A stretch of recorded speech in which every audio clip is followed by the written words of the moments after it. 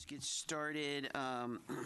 This is the regular meeting of the Planning Board of the Township of Franklin on September 17, 2025. In accordance with the Open Public Meetings Act, PL 1975, Chapter 231, adequate notice of this regular meeting of the Planning Board of the Township of Franklin has been provided. If everyone could please stand for the Pledge of Allegiance. I pledge allegiance to the flag of the United States of America and to the republic for which it stands, one nation, under God, indivisible, with liberty and justice for all.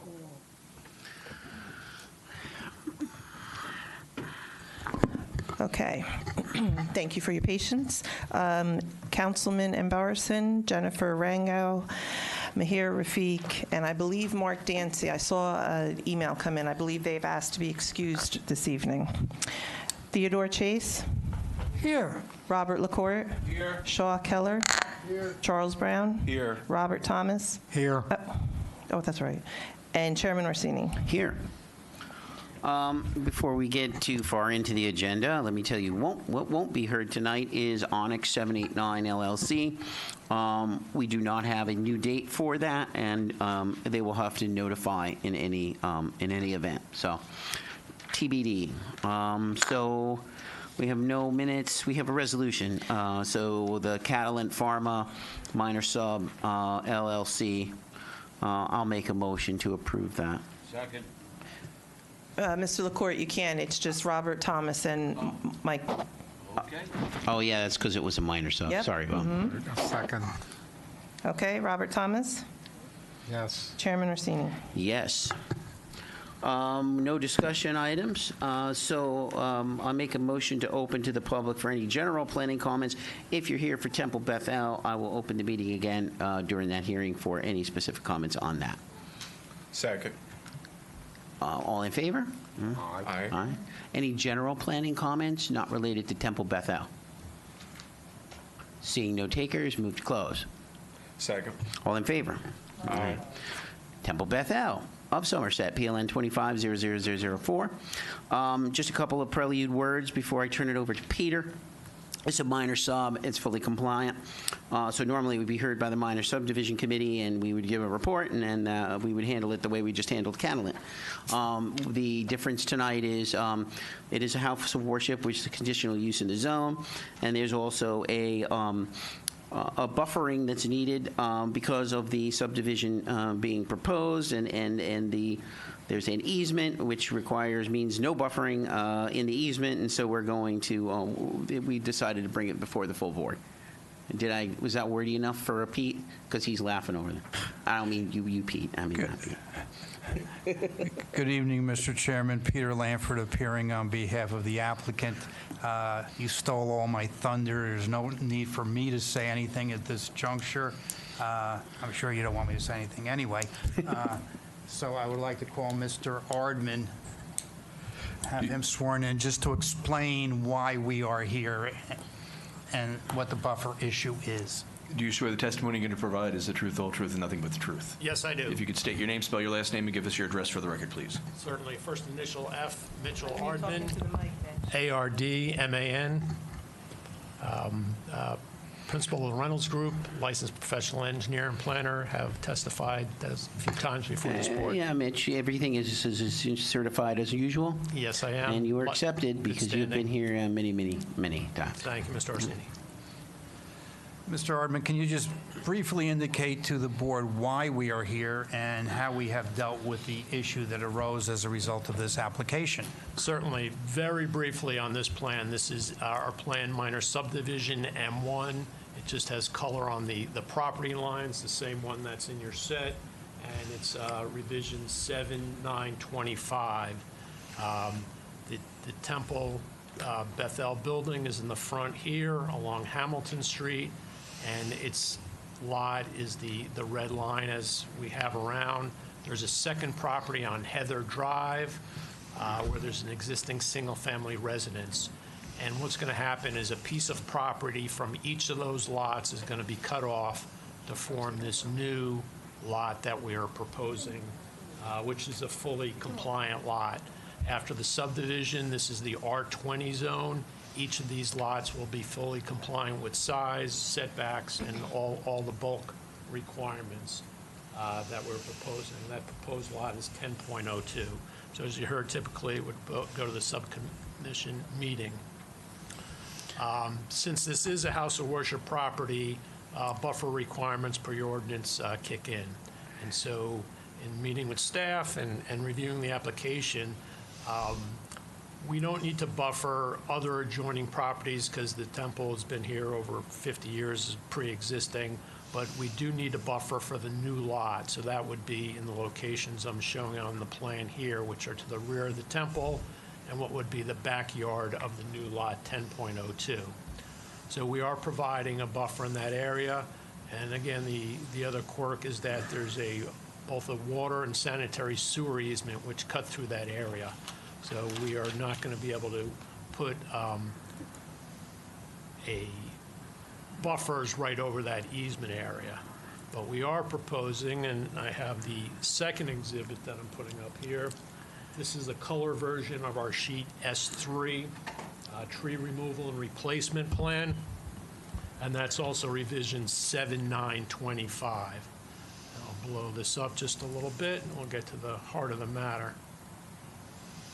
So here you can see, once again, that new common property line. Can you move the mic a little closer? Yeah. Thank you. Sorry about that. That's better. Okay.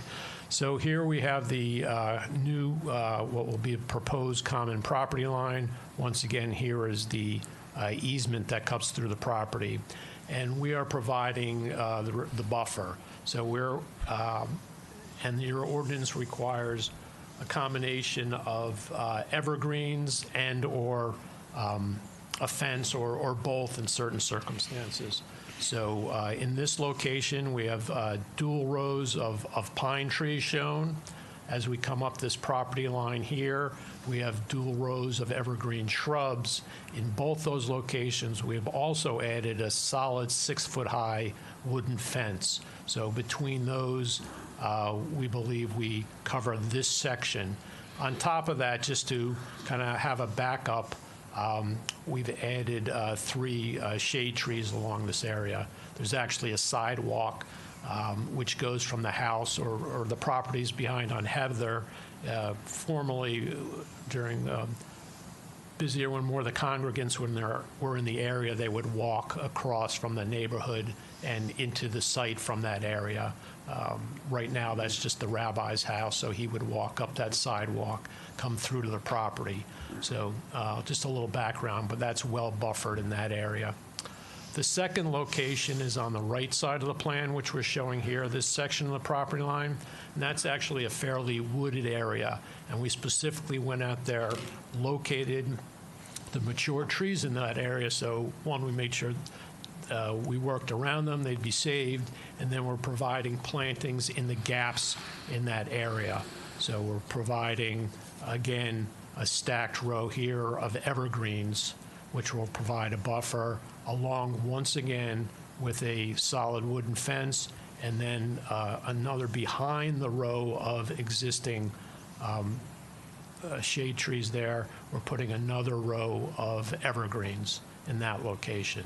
So with all that, again, with the fence, evergreens, and other rows, we believe we meet the intent of the ordinance for providing the buffer on the property. How many trees would you have to remove for the building envelope of the proposed dwelling on that lot, Mitch? Roughly. Yeah, so we have that, it looks like 1, 2, 3, 4, 5, 6, about 6 or 7. Mm-hmm. And we have provided, so this lot will be sold off to a future home builder, and at that time, there will be the required tree replacement will be a requirement of the builder of the house per the township standards. Okay. And Mark, you concur with that? So they subdivide this, they sell the lot or whatever, and when does the buffering actually happen? Well, what the staff, as far as the buffering that's shown on this plan right now, staff does made a few recommendations for conditions of approval if the board was inclined. One is that the buffering and the fence be either installed or bonded prior to the subdivision. Because obviously, once it's subdivided, they can sell it off to somebody else. So there needs to be some assurance that it'll happen. The plot plan submitted for construction would need to have the tree preservation that's reflected on this plan. And then we're recommending a 2-year maintenance bond. So those are recommended. And then Mitch is correct that in addition to that, when somebody submits for a building permit for this lot, they would have to address the tree ordinance as well. So there might actually be some additional trees that have to be added by that builder. And just since I have the mic, again, I just wanted to summarize real quickly what's already been said, which is, as the chairman said, so this application, in effect, the one thing that's happening here is subdividing off the portion of their property that backs up onto Heather Drive to propose a new home. That new lot is fully conforming.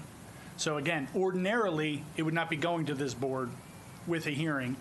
It could be done by the minor subdivision committee.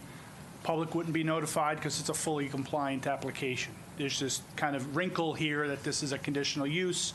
And when you have a conditional use, when there's a change, and this change happens to be this new lot line, they have to meet the conditional use standards for the house of worship, basically at that new property line. Further, why this is here, again, just to summarize kind of what your decision for tonight is really, in my opinion, the ordinance indicates that you have to have a double staggered row with a 6-foot-high fence along the perimeter of a house of worship. They can't provide that full buffer because of this small gap that's created by the easement. So Mitch's firm has did a few rounds of review where we went back and forth with staff to kind of provide what we thought was the equivalent. So they basically mitigated for that gap by one, again, as Mitch said, by preserving the trees on either side of the new property line and by adding additional trees, above and beyond that double staggered row. So it's the opinion of staff that what's presented on here is more than equivalent to the minimal standard of the fence with the double staggered row. And having read Mark's report, do you agree to all that? We do agree. There was a TRC report dated August 22nd, 2025, and it had some proposed conditions to the approval if the board were to grant it, and we are in accord with those conditions.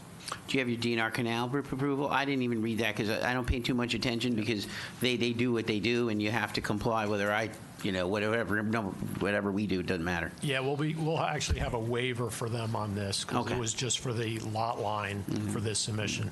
And I don't believe the Environmental Commission report added anything more than really what was in Mark's. Yeah, and I'd like to address that. Go ahead. There were two recommendations. One is the feasibility of solar panels on the roof, and the other is an EV charging station.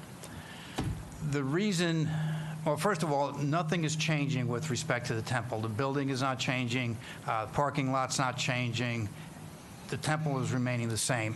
This was basically an outlier piece of the property that they're creating the building lot. The reason they're creating the building lot is to raise funds because of the shrinking population. They need the money to operate. We would request that we not be required to comply with the Environmental Commission recommendations. If in the future we come back for some work on the temple, maybe those recommendations are appropriate and necessary. But since we are not touching the temple, we would request that we not be required to do what the Environmental Commission recommended, both because we're not touching the temple, and second, because of the economic hardship that the temple has that we're trying to resolve. They're just recommendations, Peter. We didn't expect you to comply, but I do think that a charging station would be a good thing for your parking lot. I think it's something that maybe they can look at as they go forward. But with their dwindling population, and you know, you hate to say it, but it's an elderly population. Most of them don't have the electric vehicles that need to be charged, and they're only there, you know, for a short time. That parking lot is empty 95% of the time. Yeah, I mean, in terms of the subdivision lot that we're actually really hearing, it's a single-family house. They can do what they want. I mean, it'd be who knows whether they'll have an electric vehicle, and you know whether they put solar panels on their house or not is a personal decision. I agree with Ted, though. I mean, if the temple could put in a EV charging, but I wouldn't hold them to it. You know, if they do anything in the future, like you say, maybe so. And certainly the solar panels, I wouldn't hold you. That'd be all good, but I mean, you know. Well, I don't think it's something that I would hill to die on, so to speak.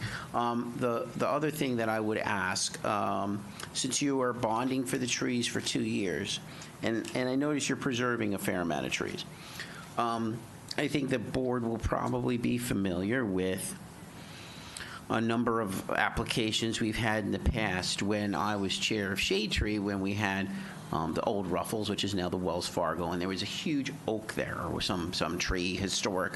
We determined it was like 200 years old or something.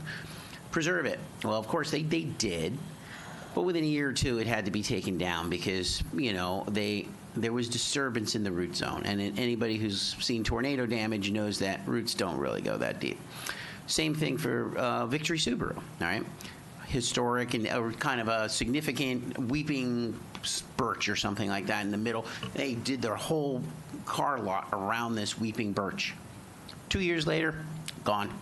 So what I would ask is that you would agree that any trees that are to be preserved and then die within those 2 years, that you would replace them somewhere in the buffer, or use Chapter 222 or whatever to donate to the Shade Tree Commission or enhance the buffer on site, because I do know that tends to happen despite everybody's best intent. But since you've got a bond for the trees that are existing, I think 2 years is fair. You'll be able to tell whether they're declining in that time. I have sitting next to me a representative of the temple, and he said he is in accord with your request. Excellent. Board have any questions? Just, Mitch, the rest of the TRC report, can you comply with all of the technical comments? Yeah, we can. Okay, thank you. Thanks, Mark. I'm trying to figure out on the plan which of the holly and which of the spruce. And it's spruce, not white pine, because if it were white pine, I would be telling you don't do that. The lower branches die off, but Agreed. You know better. Yeah. They're actually spruce. Yeah, so we have, yeah, they're Norway spruce there, and those are the ones labeled PA. And so they are, oh, do we have the PA or are they the PA? right there. Yeah, Yeah, the ones on the rear property line of the new lot. here we go. Yes.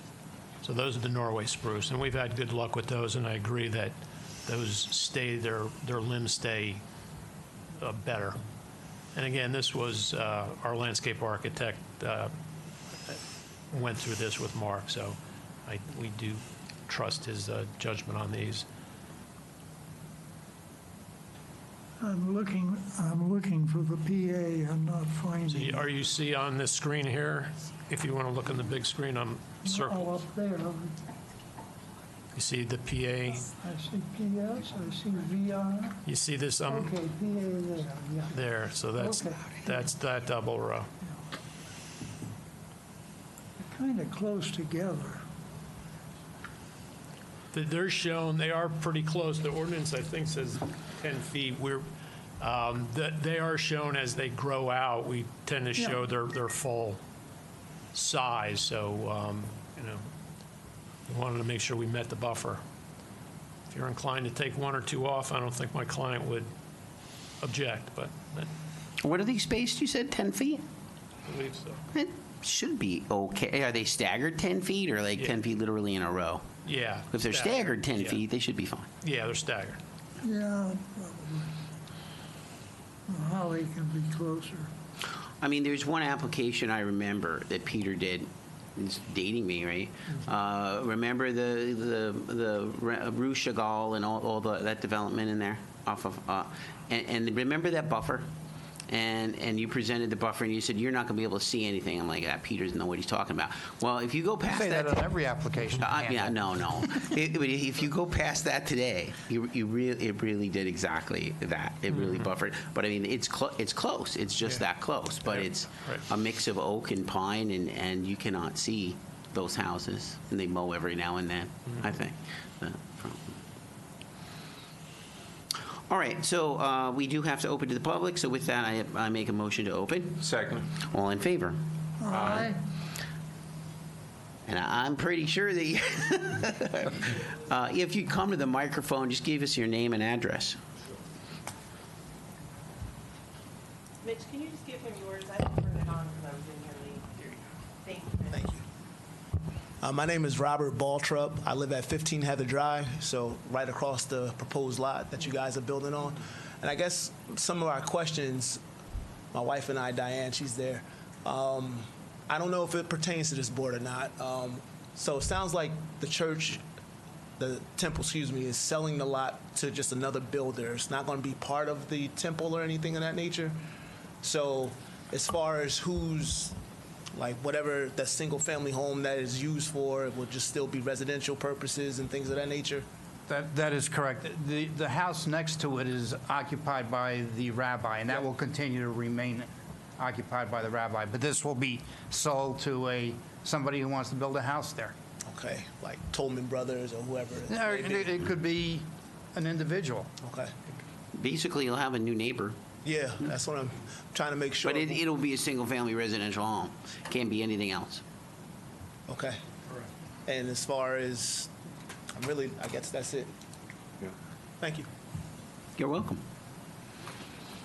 Diane, anything from you? No? Okay. You don't have a buyer. Yeah, so I mean, I think the idea is to, perfect the subdivision and then find a buyer for it. I don't think the temple's going to build the house and sell it. They're going to sell it to somebody who's going to build it de novo. Right? Yeah, we have no plans to develop the land. We're just going to sell the plot. Oh, I wasn't sworn. Peter, Peter, why don't you say the same thing? Peter, just say it's your understanding they have no plans to sell the property. You're correct, Mr. Vignolo. There we go. It's easier that way. All right, so with that, I make a motion to close the public. Second. All in favor? Aye. So we'll vote. I'll make a motion that we approve with the conditions in Mark's report and the additional condition about the trees to be preserved lasting 2 years and all compliance with everything in Mark's report. And I guess that's it. That was a motion. Yeah, that was a motion, believe it or not. No. Charles seconds. Yeah. Okay. Theodore Chase? Yes. Robert LaCourte? Yes. Shaw Keller? Yes. Charles Brown? Yes. Robert Thomas? Yes. Chairman Orsini? Yes. Thank you very much. You're welcome. Anything else tonight, Christine or Mark? Nope. All right. Our next meeting is when? October something, right? The next meeting is October 8th. There's 2 matters on the agenda. Okay. Enjoy the rest of September and make a motion to adjourn. Second. All in favor? Less than half an hour.